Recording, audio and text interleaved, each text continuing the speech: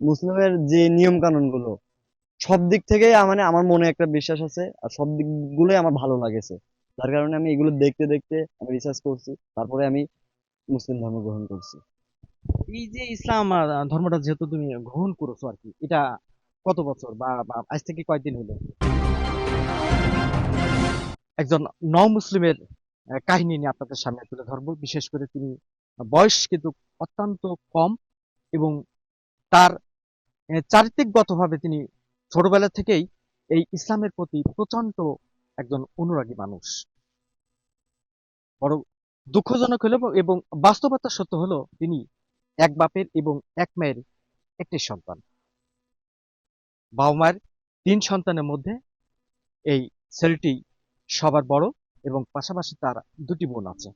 তো দর্শক, আমি সেই নমুসলিমের সাথে আপনাদের সাথে পরিচয় করে দেব, এবং তার কাছে তার এই মুসলিম হওয়ার পিছনে তার কি কি কাজ করেছে এবং তিনি কেন মুসলমান হয়েছেন, এই বিষয়টা নিয়েই আমি তার সাথে কথা বলবো। প্রথমে একটু তোমার পূর্বের নাম বলো।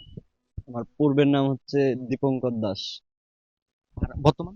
বর্তমান নাম আরিয়ান আহমেদ আলভি।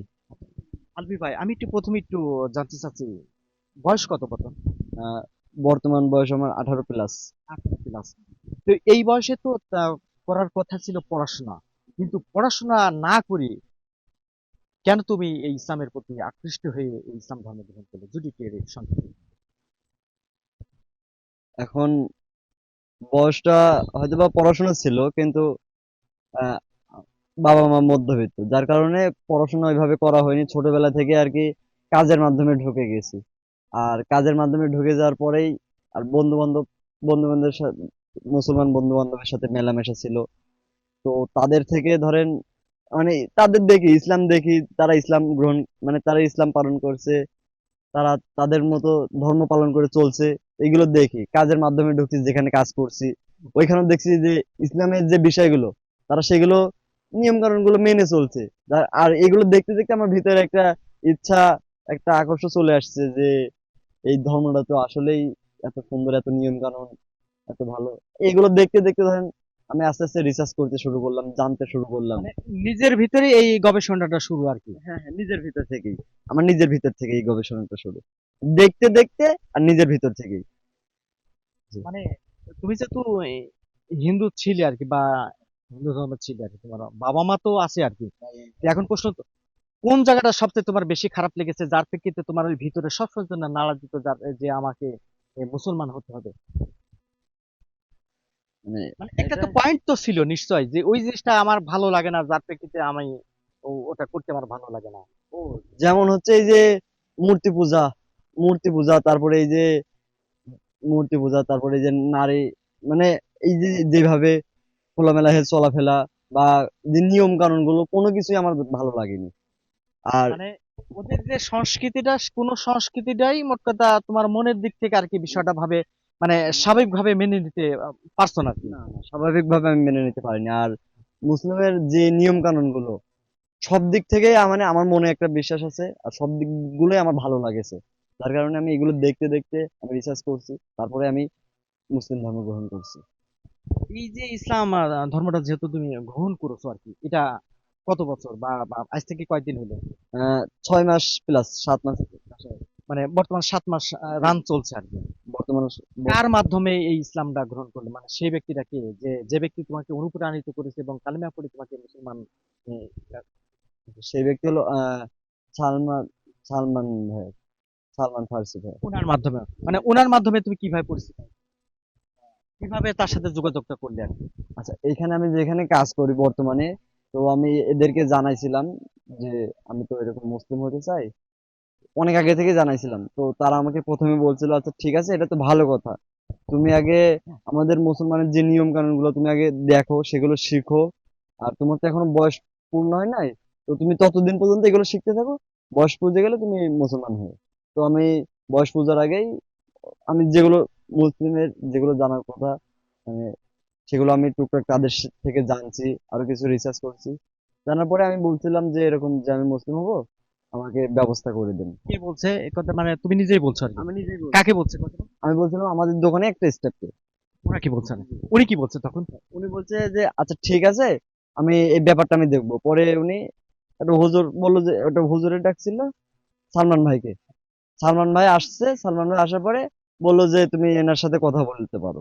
তো সালমান ভাই আসার পরে আমি সালমান ভাইকে বললাম যে সালমান ভাই হচ্ছে দাওয়াতি কাজগুলোই করে থাকে, মানে যারা অন্য ধর্মে, যারা এই ইসলাম ধর্মে যারা আসার জন্য, যারা ইচ্ছে ভাবে আসার জন্য প্রস্তুতি নিয়েছে, তো তাদের, তারা, সালমান ভাই তাদের হচ্ছে তাদের কাজ করে, যে যারা এই ধর্মে আসার জন্য, মানে ইসলাম ধর্মে আসার জন্য যে একটা আকর্ষণ, মানে তারা ধরেন এই ধর্মে আসতে চায়, সালমান ভাই হচ্ছে তাদেরকে সাহায্য করে।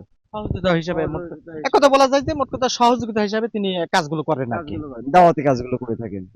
তো তারপরে তার সাথে যোগাযোগ। তার সাথে যোগাযোগ করে তার সাথে কথা বললাম যে ভাই এই ব্যাপার। তো তিনি আমাকে অনেক প্রশ্নই করছে যে এরকম তোমাকে কি কেউ কোনো কিছু অফার দিছে, বা কোনো লোভ বা কোনো কিছু দিতে চাইছে, বা কোনো কিছুর স্বার্থের জন্য তুমি হচ্ছ। তো আমি তাকে বললাম যে ভাইয়া এরকম তো কোনো কিছুই না, আমি এটা নিজ ইচ্ছে থেকে, আমার নিজের ভিতর থেকে, আমার মন থেকে আমি ইসলাম ধর্মটা গ্রহণ করতে চাই। তারপর থেকে তিনি, তার হাত ধরে আমি কালেমা পড়ছি। আর তারপরে যখন আমার বয়স পুজে যায়, তখন আমি সুন্নতে খাতনা করছি। উন্নতি খাতনাটা কতদিন আগে হলো আজ থেকে? আহ আজ থেকে 1 মাস আগে। তার মানে এই তো 1 মাস পূর্বে আর কি। আচ্ছা আচ্ছা। এটাও কমপ্লিট হয়ে গেছে। জি, আলহামদুলিল্লাহ। তো এখন যেহেতু তুমি তো পূর্ণাঙ্গ একজন মুসলমান, আচ্ছা, কেমন লাগছে? আলহামদুলিল্লাহ, সব দিক থেকে আলহামদুলিল্লাহ। সব দিক থেকে মুসলমানের যে একটা, মানে এই ধরনের যে একটা শান্তি, মানসিক যে শান্তি, আলহামদুলিল্লাহ সব দিক থেকে। তো আমি একটু জানতে ইচ্ছে করে, যেহেতু তুমি তো এক মায়ের এক বাবার একই চোখ ছেলে আর কি। জি, আমি একটা ছেলে। আচ্ছা, বোন তো আছে? বোন, দুইটা বোন দুইটা আছে। আছে। বোন ছোট না বড়? দুইটা বোনই হচ্ছে বড়, দুইটা সবার। বোনের বিয়ে, বাচ্চা কাচ্চা হয়ে গেছে। প্রশ্ন হলো যে এই যে তুমি যে এককভাবে এই যে সিদ্ধান্ত, এটা তো একক সিদ্ধান্ত। জি, আমার একটা সিদ্ধান্ত। এখন প্রশ্ন হলো এই যে একক সিদ্ধান্ত ভাবে যে সিদ্ধান্তটা তুমি নিয়ে যে কাজটা এটা করেছো আর কি, এখন তোমার বাবা মাও তো নিশ্চয়ই তোমার এই বিষয়টাকে। না, আচ্ছা সত্যি কথা বলতে বাবা মা এটাতে কখনো সম্মতি দিচ্ছে না। আমাকে অনেক রকম ভাবে অনেক কথাই বলছে, যে তুই কেন হলি এরকম, মায়ের বুক খালি করে চলে গেলি। তো অনেক রকম নানান কথা বলছি। তো তাদেরকে আমি বুঝাইছি যে এরকম দেখো, তোমরা তো এরকম ভুল ধর্মে আছো। তো তাদের সাথে আমি সম্পর্ক রাখতে চাইছি। আমি বলছি ঠিক আছে, তোমরা আমার বাবা মা, আমি তো তোমাকে ফেলে দিতে পারি না। আমাকে জন্ম দিয়েছো, দুনিয়ার আলো দেখাইছো। তো আমি তো তোমাদেরকে ফেলে দিতে পারি না। সম্পর্ক সম্পর্ক থাকবে, হ্যাঁ হয়তো বা আমি আমার এলাকায় যেতে পারবো না, কারণ ওখানে সেখানে সবাই হিন্দু, ওখানে তো কেউ মেনে নিবে না। মানে বা আমাদের যে সমাজ, সমাজ কখনোই মেনে নিবে না এটা। তোমার জন্মস্থানটা কোথায়? আমার জন্মস্থান হচ্ছে ঝিনাইদহ জেলা কোটচাঁদপুর থানা ফাজিলপুর গ্রাম। জি। তারপর কি হলো? এবার তো আমি তাদেরকে বলছি যে এরকম আমি আমার মতো কাজ করছি, আমি তো বাইরে কাজ করি, কুষ্টিয়াতে কাজ করি। তো আমি তাদেরকে বলছি যে এরকম আমি আমার মতো থাকি, আমি আমার মতো, আমার ধর্ম যেটা আমি সেটা পালন করি, তোমরা তোমাদের ধর্ম পালন করো। আর তাদেরকে তার আগে আমি বুঝাইছি যে তোমরা এই ধর্মে চলে আসো, যে তোমরা তো ভুল ধর্মে আসো। এই ধর্ম সঠিক, তাদেরকে আমি অনেক কিছু জানাইছি, অনেক কিছু বুঝাইছি। তো তারা কখনোই, মানে যে একটা যে ফ্যামিলি, ফুল ধরেন তাদের একটা ফ্যামিলি হয়ে গেছে, 2 মেয়ে বিয়ে দিয়েছে। এখন কখনো তারা এই ধর্মে আসার জন্য, তুমি যখন এই পুরা তখন বাবা মাকে বলে যে তোমরা ভুল ধর্ম আছো বা ভুল কাজ রাস্তায় আছো আর কি, তখন বাবা মা কি বলে? এখন বাবা মা তো ধরেন ওরা তো ওই ধর্ম নিয়ে তাদের ছোটবেলা থেকে তারা এত বড় হয়েছে। এখন তাদের ভাবনা চিন্তা ওটা তো আর আমি বলতে পারবো না। কারণ যেমন আমার যে ইচ্ছাটা, আমি যে রিসার্চ করছি, আর তারা তো আগের মানুষ। যেমন এখন হচ্ছে ডিজিটাল যুগ, এখন ধরেন সবার হাতে ফোন আছে। তো আমি এগুলো রিসার্চ করছি, আর ইসলামের যে কোরআন শরীফ, যে বইগুলো আছে, আমি কিছু বই পড়ছি, বন্ধু বান্ধবের থেকে অনেক কিছু শুনছি। তো শোনা জানার পরে আমি আর কি এটা হয়েছে। এখন তারা তো আর ধরেন, তারা তো শিক্ষিত নয় ওইভাবে।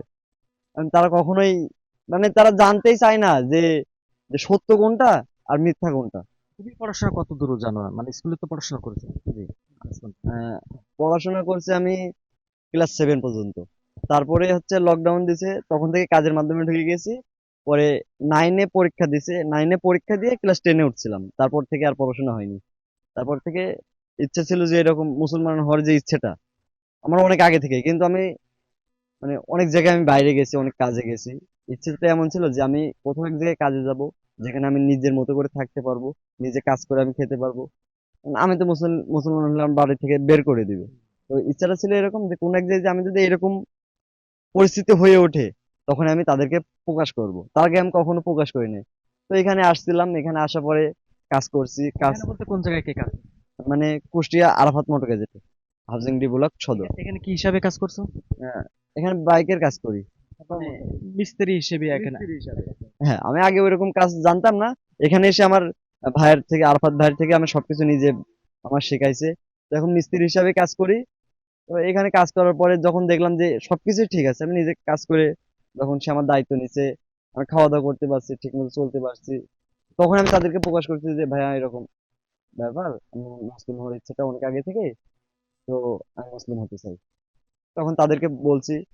পরে ওই যে বললাম যে এরকম সালমান ভাই আসছে, সালমান ভাইয়ের সাথে যোগাযোগ করে আমি ইসলাম ধর্ম গ্রহণ করছি। তো এখন কথা হলো যে যেহেতু তুমি তো পরিবার থেকে বিচ্ছিন্ন একটা মানুষ, এখন বাবা মার সাথে তো নিশ্চয়ই 6-7 মাস তোমার তো আর কোনো সাক্ষাৎ বা দেখা সাক্ষাৎ হয় না, যেহেতু তুমি অলরেডি মুসলমান হয়েছো আর কি। তো কথা কি হয় বাবা মার সাথে? বাবা মার সাথে কথা হয় বলতে কি, এখন মানে জানাইছি অল্প কিছুদিন আগে। তো এখন একটু ঝামেলা হচ্ছে, তারা কখনো মেনে নিতে চাচ্ছে না।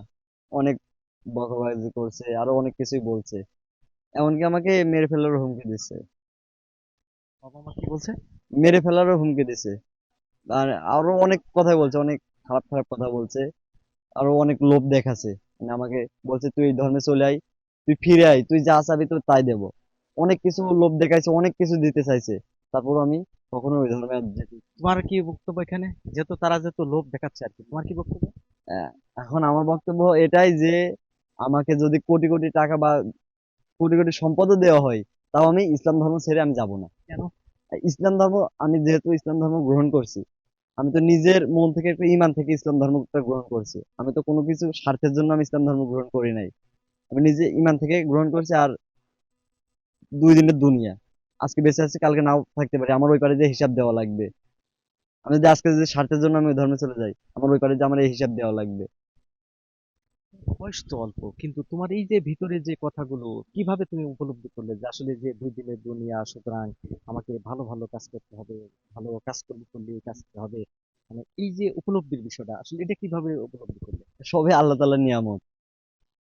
আর আল্লাহর কাছে কোটি কোটি শুক্রিয়া যে আল্লাহ তাআলা আমাকে এতটুকু বয়সে আমাকে হিদায়াত দান করছে। আলহামদুলিল্লাহ। কোরআন শরীফ পড়া শিখেছো? কোরআন শরীফ পড়া এখনো পুরোপুরি শিখতে পারি নাই। চেষ্টা চলতেছে। আশা আছে। আশা আছে, চেষ্টা চলতেছে, পড়া শিখতেছি আর কি। আরবি হরফগুলো কিছুটা শিখছি, আর কিছু শেখা বাকি আছে। ইনশাল্লাহ খুব তাড়াতাড়ি কোরআন শরীফ ধরে ফেলবো। প্রিয় দর্শক, আমরা কথা শুনছিলাম একজন নমুসলিম যুবকের সাথে, যিনি অত্যন্ত কঠোর একজন সাধক বলা যায় এই কারণেই যে এত অল্প বয়সে, যার বয়স কিন্তু এখনো 20 ক্রসিং করেনি, অর্থাৎ 18 বছর বয়স কিন্তু অলরেডি চলছে, সেই জায়গা থেকে তিনি কিন্তু নমুসলিম হয়েছেন, অর্থাৎ তিনি ইসলাম ধর্ম গ্রহণ করেছেন, দীক্ষিত হয়েছেন। এবং তার বাবা মার কিন্তু একটি মাত্র সন্তান।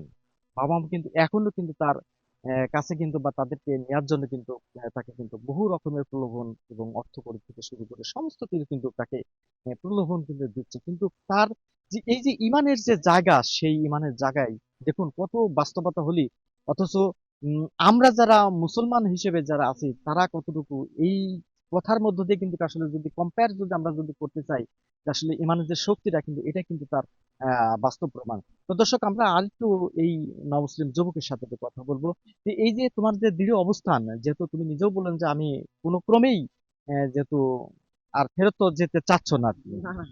সুযোগ তো আর নাই মনে হয়। কখনোই না। আচ্ছা, এখন প্রশ্ন হলো যে বাবা মা তো তোমাকে জন্ম দিয়েছে আর কি, এবং লালন পালন করেছে, কষ্ট করেছে আর কি। এখন তোমার এই কাজটা কি আসলে অন্যায় হয়নি যে বাবা মার প্রতি, বাবা মাকে না জানিয়ে তুমি যে সিদ্ধান্ত নিয়েছো? এখন বাবা মা যারা আমাকে জন্ম দিয়েছে তাদের সাথে আমি অন্যায় করছি, কিন্তু আমি যেটা যে কাজটা করছি, আমার দিক থেকে আমি সঠিক করছি। কারণ আমি ভুল ধর্ম থেকে, ভুল সিদ্ধান্ত থেকে আমি সঠিক সঠিক সিদ্ধান্ত আমি বেছে নিয়েছি। মানে এটা আমার দিক থেকে আমি সঠিক কাজ করছি, কিন্তু বাবা মার সাথে যেটা করছি, এটা বাবা মার সাথে আমি অন্যায় কাজ করছি। তাদেরকে না জানিয়ে আর কি। তাদেরকে না জানিয়ে করছি। আর তাদেরকে আমি এই পথে আসার জন্য তাদেরকে আমি দাওয়াত দিছি। তো এখন তারা কখনো এগ্রি হতে চাচ্ছে না। আমি তাদের সাথে সম্পর্ক রাখতে চেয়েছি, এখন তারা আমাকে অনেক খারাপ ভাবে ব্যবহার করছে। তো যার কারণে আমি তাদের থেকে পিছিয়ে আসতে আমি সরে এসেছি। যে যে বাবা মা আমাকে, আমি সঠিকটা বেছে নিয়েছি, আমার পাশে থাকছে না, হ্যাঁ আমি তাদেরকে বুঝাইছি তোমরা তোমাদের ধর্ম পালন করো, আমি আমার ধর্ম পালন করি। আমাদের বাবা মা সন্তানের যে সম্পর্কটা থাকুক, আমাদের বাবা মার যে সম্পর্কটা থাকুক। আমি আমার ধর্ম পালন করি, তুমি তোমার ধর্ম পালন করো, তাও তারা কখনোই ইয়ে হচ্ছে না, তারা আমাকে অনেক বাজেভাবে ব্যবহার করছে। যার কারণে আমি তাদের থেকে পিছিয়ে এসেছি। সিদ্ধান্ত এখন একটাই যে আমি এখানেই থাকবো আর কি। সিদ্ধান্ত আমার একটাই যে আমি ইসলাম ধর্মই থাকবো, যা কিছু হয়ে যাক আমি ইসলাম ধর্মই থাকবো। এক পাও বিচ্যুত হবো না। এক পাও বিচ্যুত হব না। ধন্যবাদ আর কি। দর্শক, আমরা কথাগুলো শুনছিলাম মুসলিম যুবক আরিয়ান আহমেদ আলভি, যিনি যারা আহ, মুসলমান হওয়ার পরে তিনি তার এই নামগুলো হয়েছেন, এবং আগে ছিল দীপঙ্কর দাস। তো সেই মুসলিম যুবকের সাথে আমরা এতক্ষণ ধরে তার এই যে তার ইসলাম ধর্ম গ্রহণের পিছনে যে কথাগুলো, সেই কথাগুলো আপনাদের সামনে সরাসরি তুলে ধরবার চেষ্টা করলাম।